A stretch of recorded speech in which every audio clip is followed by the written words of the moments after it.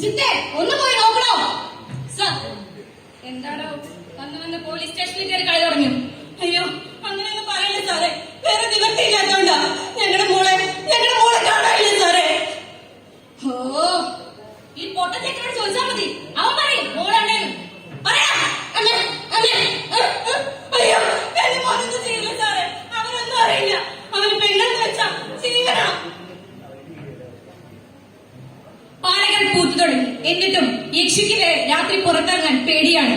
സമർപ്പണം. പിച്ച് ചീന്തപ്പെട്ട പെൺജന്മങ്ങൾക്കല്ല. ഇതൊന്നും എനിക്കൊരിക്കലും സംഭവിക്കില്ലെന്ന് പറഞ്ഞ് ആശ്വസിക്കുന്ന എനിക്കും നിങ്ങൾക്കും. പൊന്നു, നീ എവിടെ മോളെ? ഇങ്ങോട്ട് വാ.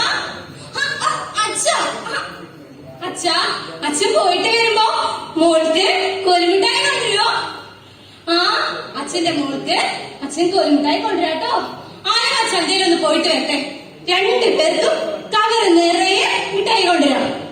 എനിക്ക് ആ, അച്ഛന്റെ 2 മക്കൾക്കും അച്ഛൻ കൊണ്ടുവരാം.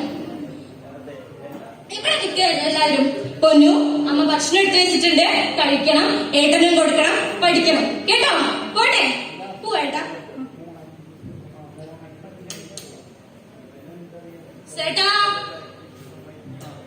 ചേട്ടാ, അച്ഛനെവിടെ ഇല്ലല്ലോ.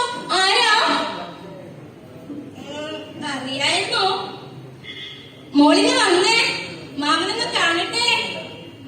എന്താ മാമന്റെ കുട്ടിക്ക് മാമൻ എന്താ പറഞ്ഞേക്കുന്നത്? കാണട്ടെ. നോക്ക്. ഹായ്, കൊലുമിഠായി മോൾക്ക് വലിയ ഇഷ്ടാ. ആ, ഒന്ന് വന്നേ, ഇത് കഴിച്ചു നോക്കിയേ.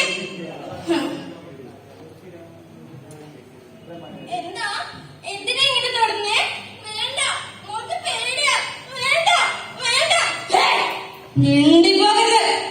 മാമനല്ലേ, മോൾ എന്തിനാ പേടിക്കുന്നേ? വേണ്ട, മോൾക്ക് നോവും. വേണ്ട.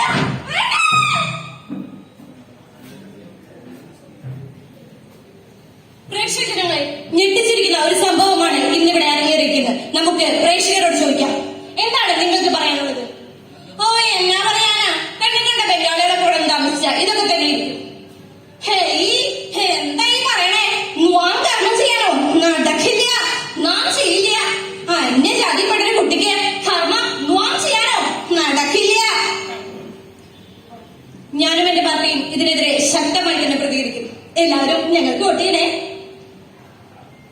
എനിക്കും എന്റെ ഫോഴ്സിനും കുട്ടിയെ കണ്ടെത്താൻ കഴിഞ്ഞില്ലെങ്കിലും ക്രിമിനലിനെ ഞങ്ങൾ വേഗം തന്നെ പിടിച്ചു.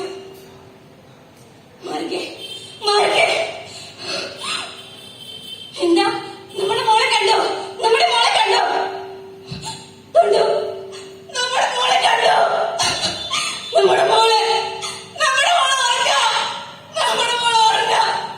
യൂണിഫോമാ ഇട്ടിരിക്കുന്നേ. തടുത്തിട്ടുണ്ടോ?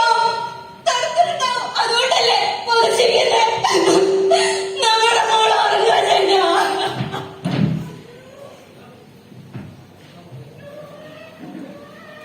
നിങ്ങൾ പറയും, അന്ധത ബാധിച്ചിരിക്കുന്നത് ആർക്കാണ്?